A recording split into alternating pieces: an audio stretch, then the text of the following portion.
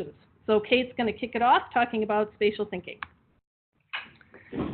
All right. So the premise behind story maps really is to bring in the idea of spatial awareness, the idea of spatial thinking, and it's something that we can use on maps. By placing objects on a map, we can discern how objects are related to one another, or why does the existence of this phenomena here affect a phenomena close by or farther away.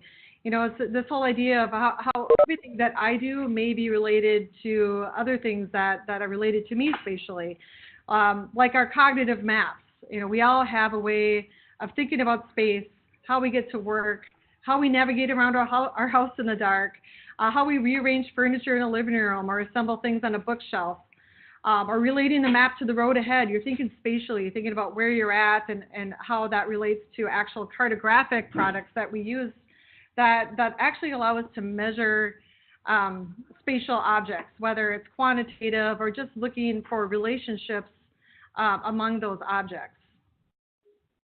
So if you think about, you know, the house you grew up in, and maybe that was more recent for some of you than some of us, but if you think about your time there, living in that house and you're on the main floor, how many windows were on that main floor? Just think quietly to yourself for a moment.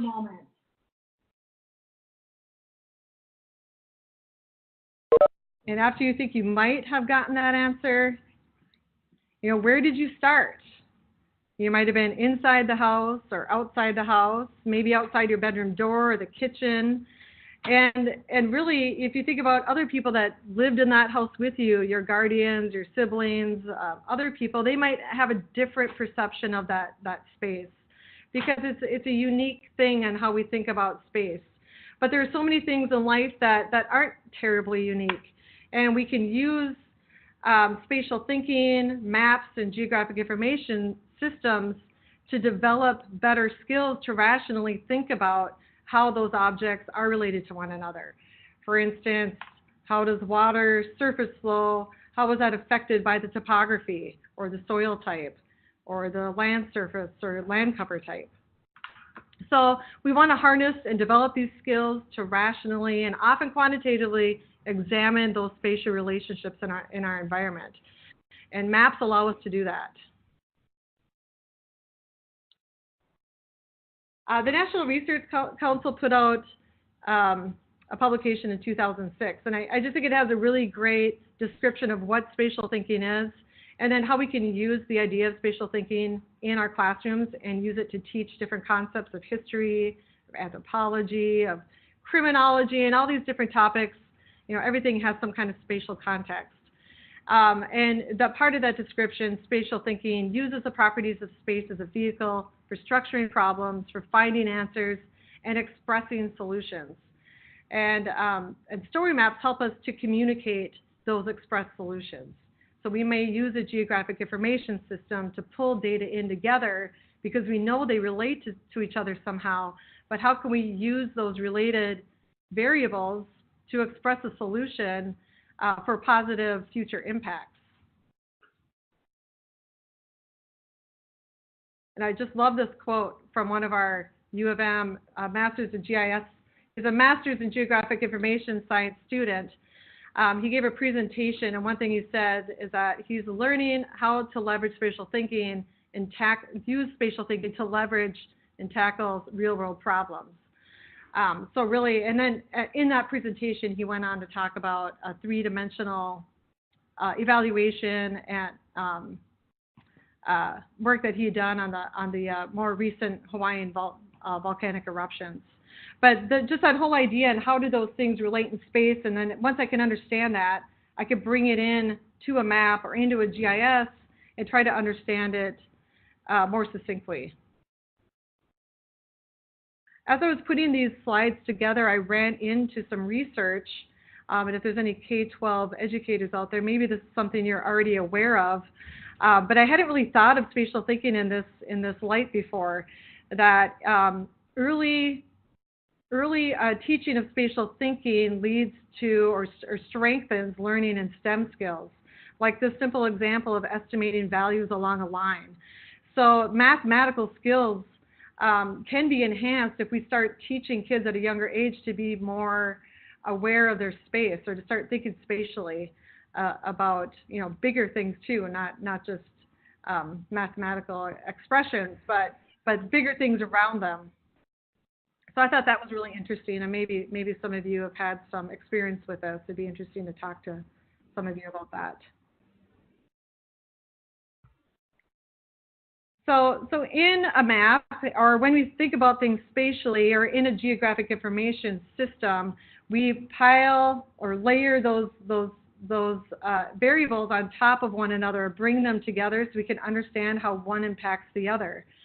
So for example, this West Nile virus, the top layer shows outbreaks or people who have been affected or have become ill from the virus. We could bring in other layers of information to learn more about the demographics of those people. Are they young? Are they old? Are they lower income brackets? I could bring in county boundaries or other types of political boundaries where policies are set, and how we manage these type of epidemics. And then other physical things too that we know about mosquitoes, how they breed, annual rainfall, landscape, land use, and hydrology. I'll have a part to play in that.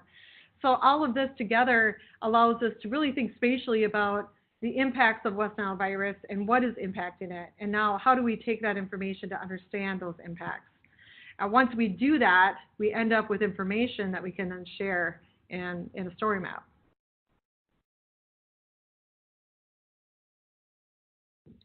So one example, this is a really great example of comparing two different indicators, one being rate of diabetes and the other rate of obesity. This really simple story map, all it needs is 2 layers. Each layer has been given a unique color that contrasts nicely with one another. So when I actually implement this swiper story map, you can see the differences or where they correlate, where you see high diabetes rates along with high obesity rates. And that those two indicators, or health indicators, certainly are related to one another and impact the other.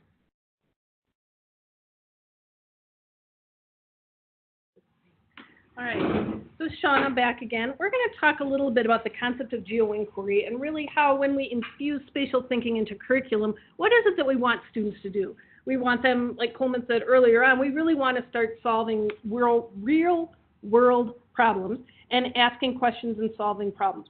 So to help do this, we like to phrase it in asking a geo question. We always want to start out with that. And you can ask geo questions in any subject area. It doesn't have to be geography. This is in no way, shape, or form limited to geography. We do a lot of this with history. It can go in sustainability, environmental studies, political science, the gamut. It can be in pretty much any discipline. So where is it? We can always ask that question. Why is it there? That's an important analytical question. And the really big question is, why should we care? I'm going to walk through today 2 really easy resources that get at all of those questions and can be used with students. But first, we're going to walk quickly through the geo-inquiry process, because we're going to look at something called geo-inquiries, which are prepared curriculum tools that make it very easy to jump in and teach this, even if you don't or have never used GIS before. So simply, we're going to ask a geo question, just like what we talked about. What, why, where is it? Why do we care? Then we're going to walk through the various places to find geographic resources. We're going to get into a little bit of that today, but there are lots of places to find geographic information that you can answer your question. This is a great skill for students to learn how to think critically about what pieces of information do they need in order to answer their question. What information is valid? What isn't valid? How do you find reliable sources? Then we have students take time to explore the geographic data. For this example, we're going to have layers of data, just like Kate showed on the West Nile virus. We're going to have lots of layers of different types of data, and we want to give students time to explore that. And they might come up with questions they didn't know they had before just by exploring this data. And a real key part of this that we always talk about is the patterns and relationships. How does the data relate to each other? What patterns can you see in this data that you couldn't see otherwise? Then we want to analyze the geographic information. What do those patterns and relationships mean with respect to your question? Do they answer your question? Do they confirm your hypothesis? Do they dispute your hypothesis? What can you learn from this data? What can you maybe find that you didn't know before? And oftentimes we want to act on the geographic knowledge to educate somebody else, make a decision, or solve a problem. So I'm going to jump into some geo-inquiries. The geo-inquiries are short, as it says here. The ones we're going to look at, both are produced by this company called Esri, which is the biggest GIS software. So we're going to look at some made by them, and then we're going to look at some that hit a little closer to home that are focused on Minnesota. So the geo-inquiries are designed to be 15 minutes about activities. They're all pre-built. You don't need to have a login, they don't cost anything. So you'll see, just like I said before, that they hit many different types of areas, from literature to earth science, environmental science, government, history, geography. I'm going to go into one of my history ones that I like. I'm a historian, to be fair. So let's look at the Civil War. And these all, just this format, this is one format. You could do geo-inquiry in a variety of formats. This is just one format of these tools that are already here and available. Some of these are written for upper elementary, middle school, high school, but you really could take this concept and adapt it to any grade level, and I've seen that done. So once you get here, you'll notice that this has all sorts of guiding questions on that PDF, and then I clicked on that link, and it's going to take me to a map. The PDF, I'm going to go back and click on that, but the PDF guides you through, asks you all these questions, and directs students how to interact with this. Will interact with all of these, the layers that are in here. So you see, Kate was talking about those layers, and when you get in here, you can see all of these layers. So right now we've got the rivers in the 1860 states. Let's turn on 1850, 60% enslaved. So then you see the areas where 60% the slavery. Then you get the Union control, the Union blockade, and what the power in this is when you get students interacting with this, and they can start seeing how this data interacts. And once you start looking, this one is one example that I've used before, where you see where the population of enslaved people are. If you take the rivers off, you can ask, well, why are they along that pattern? What is this pattern? What does it say? You turn the river on, and you start seeing more. Is there a reason the river are the higher populations along the rivers for a reason? I don't know, but that's a question that you want to look into. So then the battles are on here. This one's got a nice time slider that goes through all of these different battles and from place to, so students can see things going over time. Different battles. So there are a huge variety of these geo-inquiries, and for time reason, I'm not going to spend a whole lot more time on these geo-inquiries. But like I said, please feel free to explore this. The presentation, which we will share, does have a link to these geo-inquiries right there. So the esri.com/geo-inquiries is the way to find all of these that you can look through. But I'm going to share a quick project that we've been working on and are super excited to roll out. We're still saying we're in our public beta version, so would love people to take a look at it. We produced some geo-inquiries that are based on Minnesota data. So I'm going to walk through my favorite one, which is Lake Superior shipwreck. So again, it follows the same pattern where we ask these questions. Remember those geo questions we asked? You're asking a question, you're acquiring information, you're exploring, analyzing, and acting. Then in here, so we've got all these prompts in here to help students who may have never used GIS, what they should be doing. You click on this link, and again, we're going to get our map. And the geo-inquiry walks you through the steps of how to look at these different things. This one's a big one, so it takes a minute to pull up. But so the big thing on here is we can look at where all the shipwrecks are on Lake Superior. All those yellow dots are shipwrecks. And then we have information about each of the shipwrecks in here. And so the geo-inquiry just directs students to walk through what they might be able to figure out by all of this data. One thing we do like that we have in here is we have Split Rock lighthouses here, and we want students to learn how to interact with this. So we have them measure how far. So you can see this is the light range. This right here is where the light is. This is where the sound is, and we teach students to measure the distance of how far does the light go out from the lighthouse, and it might go to there. So it's about 15 miles, and so these are the types of activities that we put students through. Okay, that is, oops, come on. So those are the geo-inquiries. How am I doing on time? I think I'm good. So next, I'm going to look at something called story maps. Katie, I'm assuming you'll tell us if there's questions. So story maps take geo-inquiries and this type of map data and turn it into a whole other thing. The great thing about these geo-inquiries, too, if you're looking for data, students, you can get a login, sign in, and then you can grab all of these layers and you can work on them yourself. So that's super fun. Well, let's go into the story maps, and we're going to look at story maps now. So first I'm going to go into something called the Story Map Gallery, which is where you can find a number of pre-built story maps that are made by the Library of Congress, by Esri, so you know these are valid places to look. So that is not where I want to be. This is where I want to be. So it's at storymaps.arcgis.com, and you go into the gallery. And I'm going to look at one that I love to look at. It's just a great one. Why is it not coming? There it is. So story maps combine reliable maps along with imagery, narrative, and text. All of that combined to tell a story. This is one about Executive Order 9066. We just passed the February 19th date when Executive Order 9066 was issued in 1942. And this is just I love this story map. It's got everything you want. It's got visuals. It's got excellent narrative. It's very accessible. Students can learn from this very quickly. I know some high school AP history teachers who have substituted this for their chapter in their book about the internment camps because this was a much more accessible and had better information in it.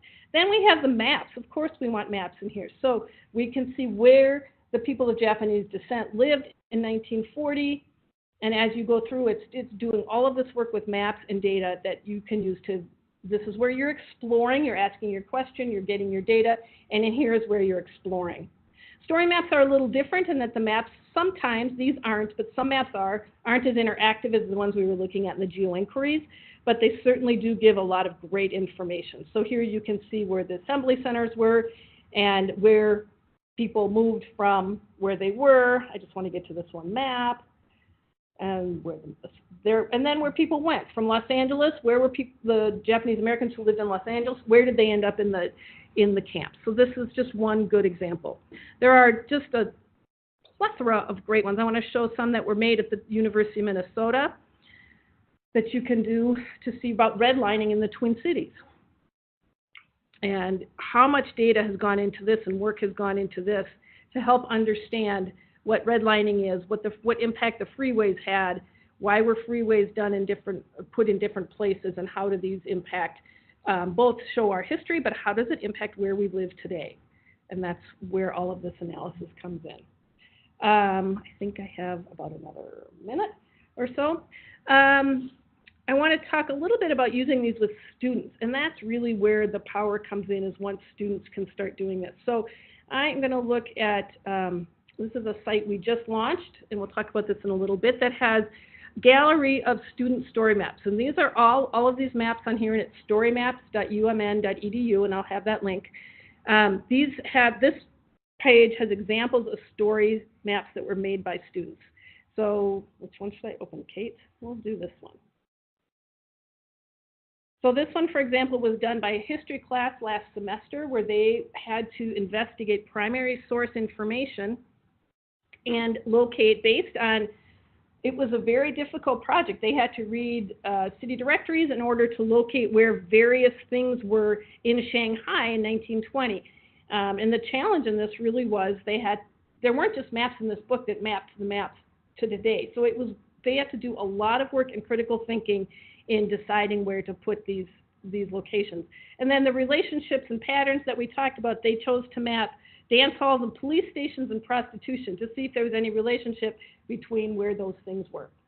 So that was a really fun project. So anyway, the storymaps.umn.edu, I know that isn't what shows up there, is where you can see several of these examples along with some assignments and other resources that we have made available. I am going to jump into the fun part of this. We're going to actually build some story maps now. I'm just going to make sure that I'm at that point. Yes, I am. Okay. So, so we're going to go into building a story map. I don't know why I'm getting feedback all of a sudden. So if you want to build your own story map or have students build story maps, it is not hard to do. Go to storymaps.arcgis.com. I'm going to sign in. And every organization or school will have a different way of doing this, the logins. We'll talk about that at the end. This takes forever. But once I'm here, I can look for my stories. And we're going to look at one I started already. This is a simple map tour, and I'm going to edit this story. And in this case, I'm pulling up images that I already have on my computer. Could everyone just make sure that your mics are muted? So here I've got this. I've got a bunch of pictures from a trip to San Diego that I took last summer. Kate and I were there for a conference. So these are just a handful of pictures. And the great thing about this is I took these pictures on my phone, so they are geolocated. So I've got this map tour. I'm going to add another picture. And I have a folder right here. Let's add this one. Yum. So it was sorbet, a lovely day for sorbet on Coronado. There's nothing worse than doing this in front of a group. Island. I don't think that's spelled right. But the great thing, since I took that on my phone, it is, well, that is not exactly where it was. But so I can move that around if I need to. And I'm going to add that tour point. That actually isn't where it was. Then I'm going to do another one. Let's take one where we had a beautiful view for dinner.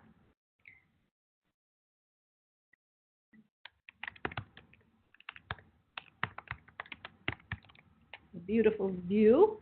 And that is located right where it was. So then I've got these different tour points in here. And then once I save it, so you can add as many as you want. And we're going to view it. So this is a very simple way. This is not complex mapping. This is a very simple way to get students to think about places and where things are. And actually that sorbet was not there, but that's okay. We can move it. I have two. I just did a session where I was teaching Spanish teachers. And two things they're going to do. They're going to have students, some teachers took some students on a trip. So one of the assignments is going to be when the students get back is they're going to have to build a map tour like this, explaining all the places they went. And in Spanish, it's great because they have to write these text pieces here, so they have to know where it was. They have to write a text and a description. I'm working with another Spanish instructor who is on a sabbatical trip this year, and she's taking hundreds of pictures, and she's going to build a big story map and use it as a teaching tool when she gets back to teach about Chile, where she's spending the semester. So that's a great way of doing it. I'm going to now walk through quickly just, how much? Oh, I have quite a bit. Time. So I'm going to walk through from the very beginning how to create a story map, and we're going to do one this time getting pictures from somewhere else. So I'm going to create a story. You'll see there's several different choices of types of stories to make. Due to time today, we're just going to look at the map tour. But some of the other maps that I showed, the Japanese Justice Deferred map is what's called a cascade template, which it's more like a website and an immersive experience. There's also a map journal, a map series, especially if you're having students do several maps, and it's a real detailed, in-depth piece of evaluating and analyzing those maps. The type of map template you're going to use really depends on the question you're trying to answer. Like Kate showed the swipe and spyglass one here with the diabetes and the obesity and those relationships, that's a perfect map template to compare that type of thing. So it really depends what kind of question you're trying to answer. So let's build a map tour from the start. If you plan ahead, and I know with schools it's a little hard, schools don't tend to use Flickr, But Flickr is a great place to store images, and it pulls right in. Google Drive does not work as well, but that certainly is a place that you can store your images and then download your images. And this works on a Chromebook. I've tested it, where you can download images, and then you choose this one where you're uploading your images to the map. So that's another great way to do it. If students are collaborating and sharing images, they can do that through Google, and then they download them and upload them that way. I'm just going to show a quick example of how to do it through Flickr. I'm going to look up, this is me, my Flickr album. I went to London a couple years ago. And I'm just going to import those pictures from my London trip. And again, because they were taken on my phone, and the way I uploaded them to Flickr, they're all already geolocated. So I don't need to do anything except click import, and boom, they're all already located. And I might want to, because we stayed pretty much in the center city, I might want to change the extent or the view of this map. You could have this map go way out and show all of England. That's not really very helpful for showing where I am. So I want to go in a little bit closer, or a lot closer, and just kind of show where I was in central England. So let's change that. It's called the extent.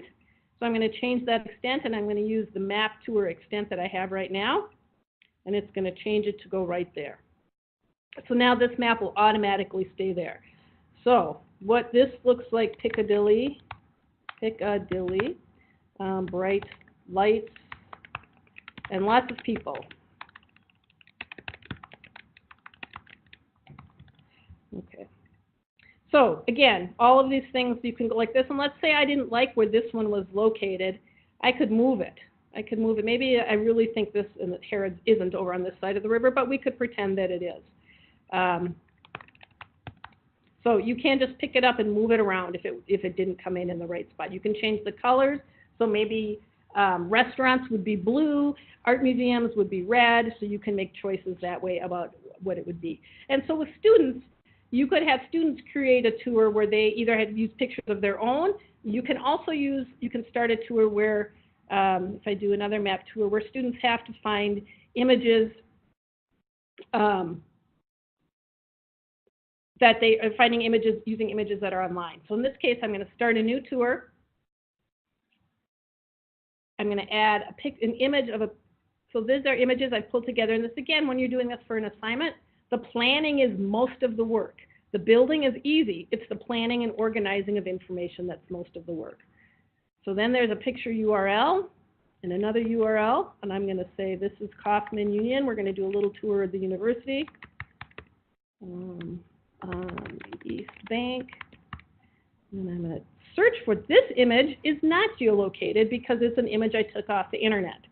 And again, when students are doing that, you want to deal with copyright issues and all of that. So we're going to look for the University of Minnesota. I'm going to search for that. I'm going to go in. Easier if I had the address, but I don't know that right off the top of my head.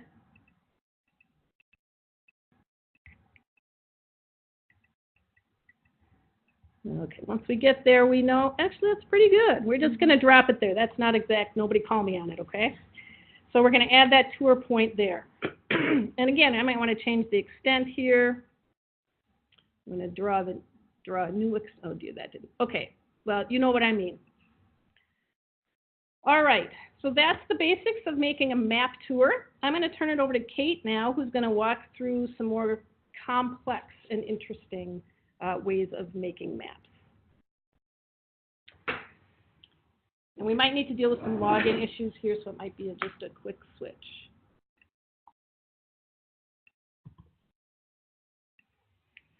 Yeah, so I'm going to pull up a map that I made in ArcGIS online. So this, again, is that Esri software product that is a foundation for story maps as well.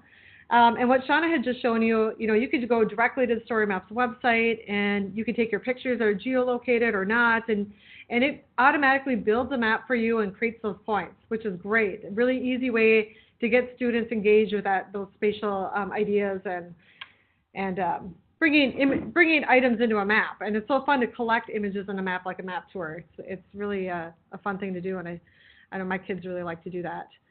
For this reason, I might need to make a map with other data that I have. So whether you've created it or you found the data, you want to stylize it in a different way, and then you're going to take this map into a story map and then use it to communicate the ideas of your story, like the internment camps that Shana had shown you, those beautiful map objects that they created. Those maps were created in ArcGIS Online.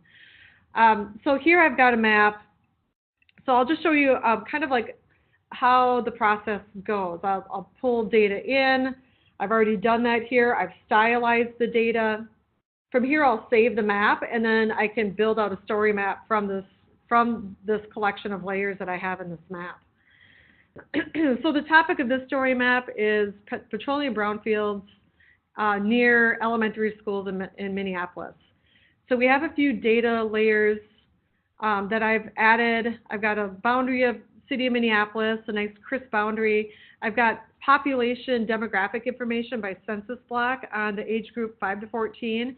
So you can see with this map that I've got a higher density of younger students in North Minneapolis, near Central, near downtown, and then down here in South Minneapolis. And I've also got information about petroleum brownfields, and those are brownfield sites that had some kind of petroleum industry at some point. They may be active, they may be inactive. Typically with brownfield sites, there's contaminated soils and other environmental issues with them that might need some kind of cleanup or gating it off so no one can access it, or just to keep people away from it until remediation can happen. But brownfield sites, this data actually came from the Minnesota Pollution Control Agency. So they're a list of brownfield sites and their locations around Minneapolis. So what I've done with this brownfield sites is I've categorized them on their hazard level, whether it has a low hazard level, medium, and high, just so I could show the differences in those locations. So I can see here already, you know, there's some high hazard. There's one up here that's fairly close to high populations of younger folks in North Minneapolis. There's another out here. So you kind of get an idea of the spatial layout of those brownfields. Now another piece of data that I have is schools. And I've created a symbology with the schools that shows me how many students are in that school.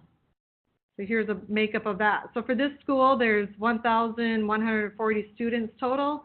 And then I also have a racial makeup using a pie chart to show me who the predominant students are in the school based on the five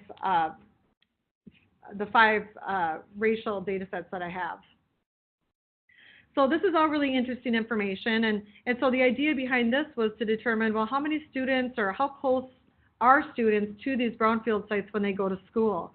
So we used some GIS tools in Arc Online to create a layer, and I'll just turn off some of these other ones, to show me how many students, the size of this layer shows me how many students go to that school, or I'm sorry, I just said that wrong. These are brownfield site locations, and the size tells me how many students are within a mile of that brownfield site, and then the color tells me the hazard level. So if I look down at this layer, this brownfield site is near 4 schools, and that equals 2,900 students, and it's the Hiawatha West substation, which has a hazard level of medium. So again, this is just an interesting way to visually express data, and I've just taken 2 variables to create a multivariate image, which can be a really useful way to describe these kinds of spatial data to broader audiences. So for now, I'm just going to turn on all these layers, and I'm going to save it. Looks like it's already okay. Looks like we're good. And then from here, I'm going to go into the share, and this is a little bit different because I'm opening this up in Shana's account. So it looks a little different than when I have it open. But I can take this web map and create a web app, and that's what story maps are called. They're called web map applications. And and I'm going to build a story map. There's a lot of different types of web applications. Some of them are industry specific. They're not all story maps. So there's a certain subsect of them that are specifically meant to be used for telling your story. So we can isolate those, and I'm going to show you how to do this in a journal story map today. But like Shana had shown you, the Cascade story map is a real beautiful, elegant way to represent that data. The Swiper and Spyglass, and some other basic ones. So you really have to determine what your narrative is, and then you can start building out your story map. So I'll create the web app. All of this, just to note, is all done online. You could do this in a Google Chromebook. You could do this on an iPad, although I don't think the user experience is as good, but you can do that. You don't have to have a high-powered desktop software to do this, or with software to do this. However, you can download these as well. So if you are programmatically inclined, you could download the source code and then serve up your website off of your own web server. But we don't want to do that. We're going to use the web builder. I'll give it a name.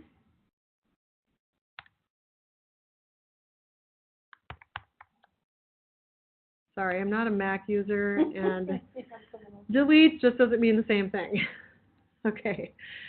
It does ask for tags too, and this is part of this online open share data model. So if I were to give it some tags like Minneapolis schools, brownfield sites, petroleum brownfield sites, and add some search tags or keywords, it would make it easier for people to find my story map if they were searching for it. I'm just going to skip that part for now, but it does play a really important role for people to be able to find the objects and applications that you create. Now, the journal story map starts off with a couple questions, but you don't have to really make these decisions yet, because you can always go to the settings after you started creating your web application and modify it and choose some settings that you feel best serve your story. I should probably spell out Minneapolis too.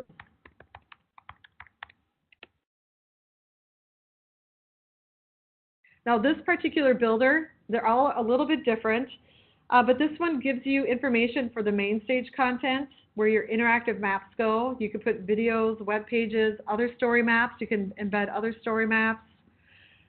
Images can be placed here in the main stage, and then the side panel content is for your written descriptions, videos, images, links to other resources online.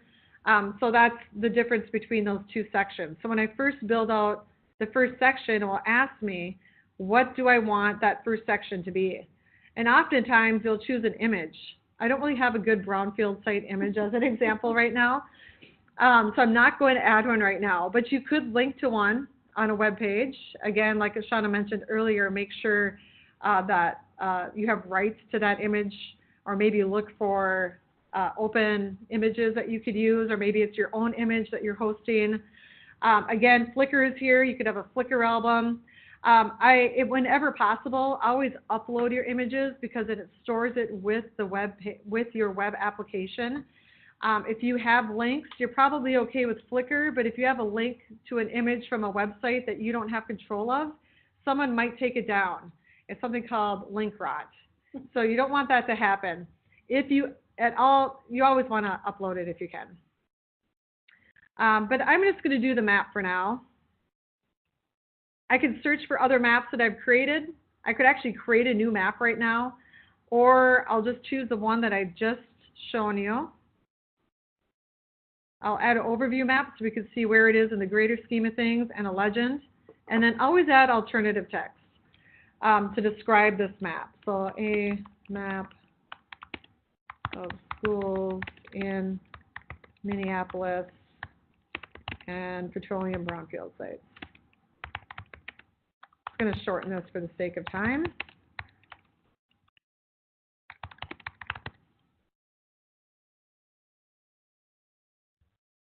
I only have a few minutes left, but I'll add some description here.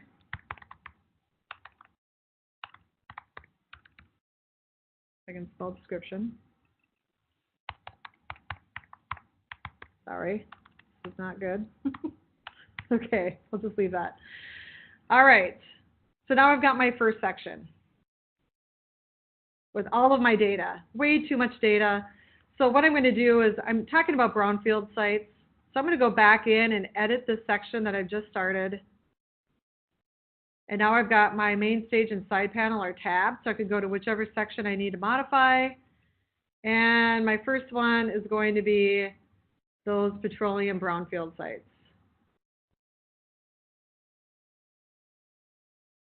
And then I'll save it. And I'll add one more section just for the sake of this example. We'll put in the Minneapolis schools.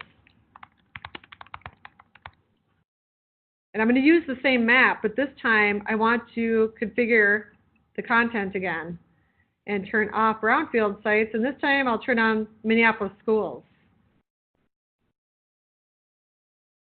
And I'll add information, info on schools.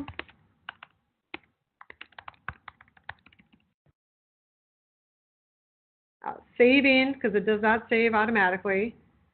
So now I've got two sections here. I've got home, brownfield sites, next section's on schools. So then the next section, I'd probably add something like this. I'm going to do one more. And this time I'll show you that multivariate map symbol that I created.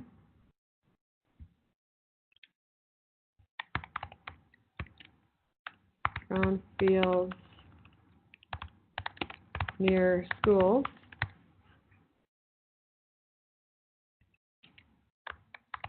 More information here. So you see how you can take that data, and even though it's in one map, you can control what layers display throughout the narrative of your story. Really easy to make. There's not too many buttons. Once you start building in one of the builders, you'll become very familiar with it really quick. And I think kids and students of all ages have, in my experience, have had a really easy time getting to know it and have built some really nice products. So take a look at those student gallery objects and you'll see what I mean by that.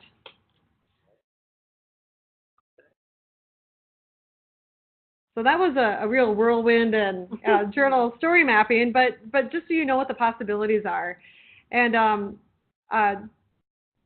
to go off of that too is the licensing that comes with this software. So something to know about ArcGIS Online and story mapping is it's all cloud-based.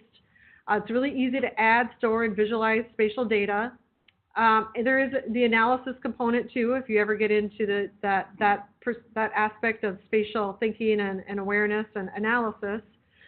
The emphasis is on content sharing. However, you can make it private or make it only viewable within your organization, which some schools may want to do, especially I think about K through 12. You can make it so no one else outside of that organization can see their work. You have control of data security. Everything is default, private by default until you decide to share it. And the subscription level, there's public free subscriptions, and then there's also the enterprise subscriptions like what we have here at the University of Minnesota, or what school districts, K-12 school districts have access to for free from Esri. One thing I want to note about the public free version is you can use a Gmail email account, create your own free account. You can build maps. You cannot do any analysis, and there are limitations to what you can do, but you can create a journal story map just like I had shown you in those previous steps. So for free, you can make story maps with that free account. Hey, there's a question here.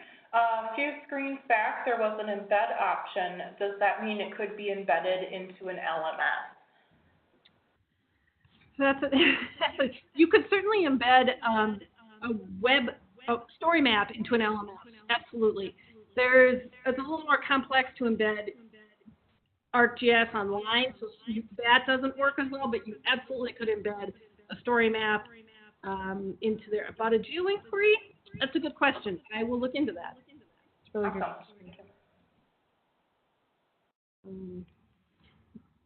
Yeah.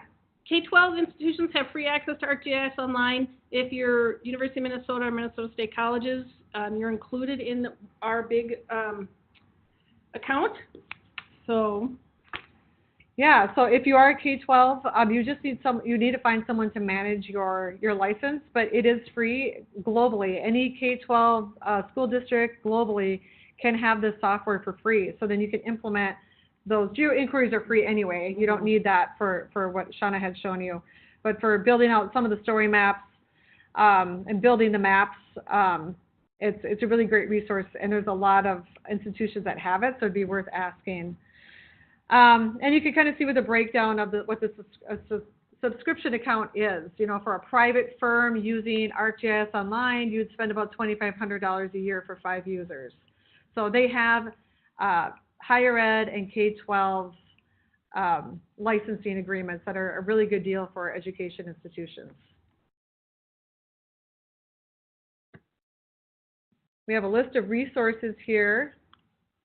So here's a link to Shana's Geo Inquiries, more information on Esri Story Maps. There's a link to, if you're interested in the K-12 licensing, there's a link to get more information about that. There's some other great tools that Esri folks have been developing on teaching with GIS, like what they're doing with the Geo Inquiries. But there's tools there for developing instructional curriculum around this idea of mapping in GIS. Some other things we've added here, down towards the bottom, Use Spatial, where I work, we have a series of training workshops that cover ArcGIS Online and cover story maps. I'm going to jump in. There's also for K-12, I'm going to go ahead and put the link to this presentation in the chat, but there is also a K-12, if I can find the chat, there's a K-12 story map contest. So there's a map contest for K-12 that, why can't I find the chat? Let's see if that goes there. That just went to Katie.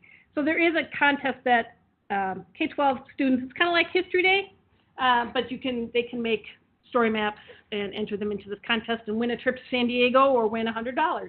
So the only other thing we wanted to talk about was the project that we're currently working on. Is this good, Kate? Yep. We have been working at the University of Minnesota about this. I did show this in the beginning, but we have been working on a project about using story maps as assignments. So we've been working with several faculty, mostly in CLA, but across the organization, across the university, about how to use story maps as assignments. So students are building story maps instead of doing a traditional research paper. We've had really amazing results, and we're super excited about this project. But this website is linked out of the presentation, storymaps.umn.edu. It's got sample galleries, it's got instructional resources, it's got student tutorials, and it's growing all the time. So, yeah, inside you'll find prompts that you can use and borrow and download and reconfigure to work with your curriculum and your topic areas. We've also been collecting rubrics, different ways of grading story maps. But we definitely encourage other folks who are teaching and develop some teaching materials around this idea to share them with us. And we would love to share them through our portal. And hopefully we can expand on that as this project continues to develop.